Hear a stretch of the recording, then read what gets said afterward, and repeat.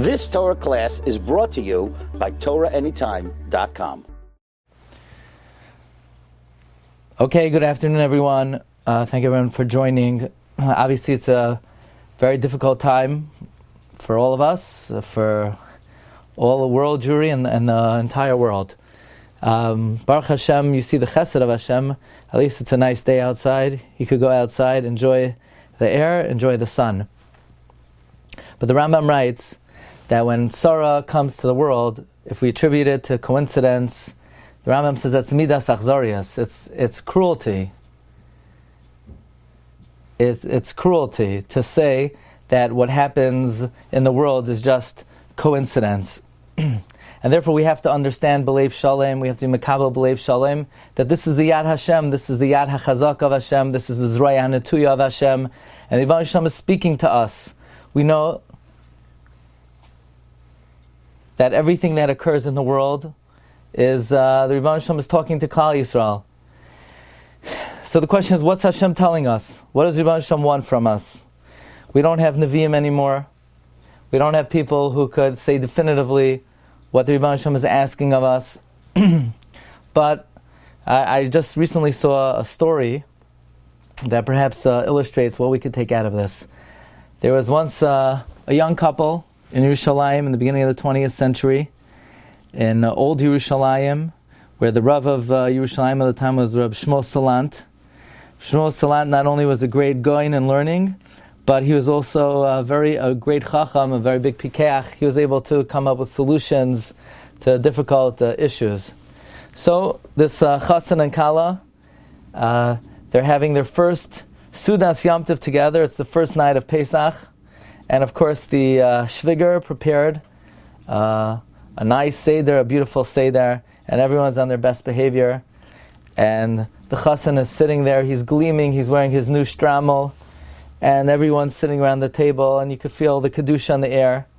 And obviously this is an old Yerushalmi mishpacha, and everything was mahadrin min ha-mahadrin with the greatest zahiros. And the divrei Torah and the zmiros were la'ela la'ela. And they come to Shulchan Aruch, and the shviger brings out the soup to everyone, and lo and behold, the new chassan looks down in his bowl of soup, and he couldn't believe it. He almost fainted. There's a kernel of wheat in the soup. Hayitachen azazach, could it be that the new family that he married into, they're not even careful about chametz on Pesach? Is it possible? It's mamish chametz gomor in the soup. If there's chametz in the soup, maybe the matzah wasn't good, maybe the yayin isn't good, maybe the whole mishpacha is pasul. And the chassan nearly fainted. It ruined the whole seder. And even other people around the table, the guests, were very uncomfortable. Maybe there's something wrong with the kashrus over here. And it not only disturbed the seder, but the whole shalom bayis between the chassan and kala, and between the chassan and his father-in-law and mother-in-law. So the next day they go to shul.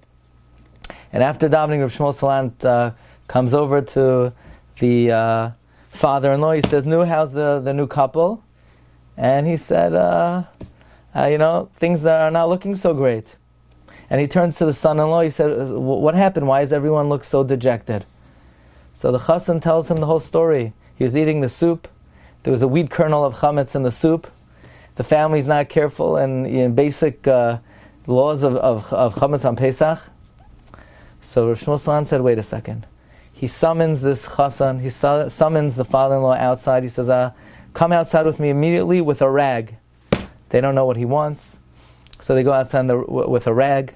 Shmuel Salant takes the rag, he starts brushing off the top of the Straimel of the chassan, and out of the Straimel comes 2 more kernels of wheat. And the chassan can't believe it. What is this in his Straimel?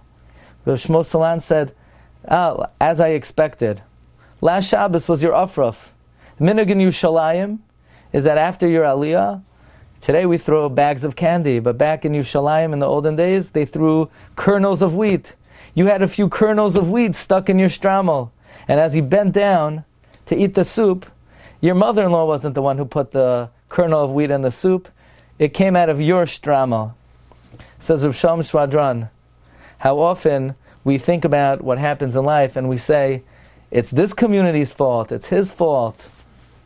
But before we start throwing around blame, says Reb Shalom, you better check your own Straimel.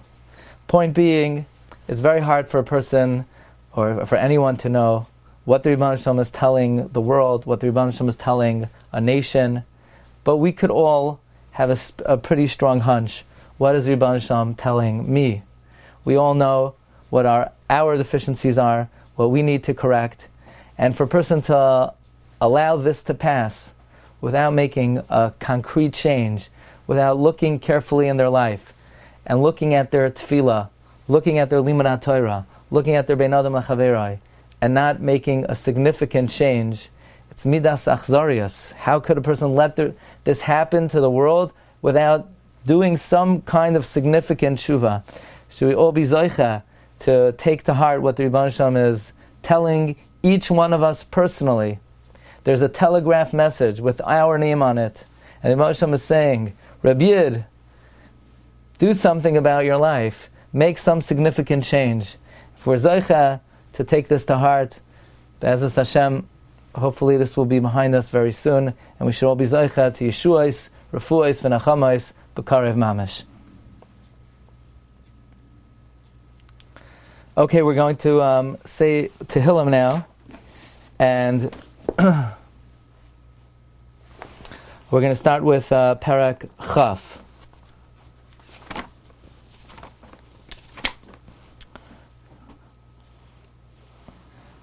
Lam Natsayach Mizmar LeDavid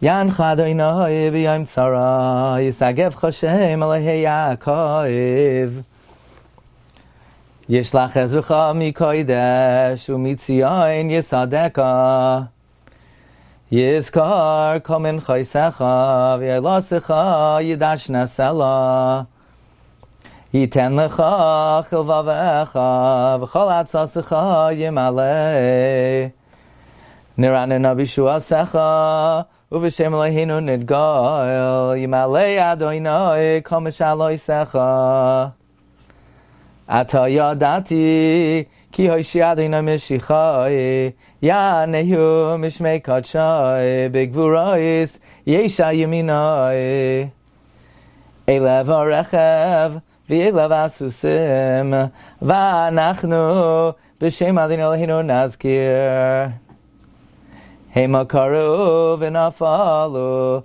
V'anachnu Kamnu V'nisaydad Adonai Yoshia Hamelach Yaninu V'yom Koreinu. We go to Perek Tzadi Aleph, which is known as Shiur Shel Pagayim. So we mentioned Mizmar to ward off Magefa. Yoshev b'seiser el yain b'tzel Shaddai Yisleinan Oymar l'Adonai machsi u'mitzudasi Eloi hayeftach bai Ki hu yatzilcha mipach yakosh midever havais B'evrasai yasech lach V'sachas knafav techset Tzina v'soichera amitai Loi sira mipachad loila Mechetz yaof yaimam Mi dever ba'oifel yahaloich Mi ketev yashod saharayim Yipoel mitzidcha elef Urvava miminecha Elecha lo yigash Rak b'einecha sabit V'shilumas v'shoim tereh Ki ata Adonai machsi Elyon samta mi'oinecha Lo yis'unei lechara V'nega lo yikra v'yahalecha Ki malachav yitzav elach L'shmarecha b'chol derachecha Al kapayim yisoncha Pantigoyif baven raglecha Al shachav ofesen tidraich Tihir mois kefir v'sanin Kivi chashak v'afaletehu Asa givehu ki yodashemi Yikra'ini v'yenehu imay anochi v'tzara achaletzehu v'achabedehu Oirech yamim azbiyehu v'yarehu v'shuasi. We go to Parak Kuf Mem Beis.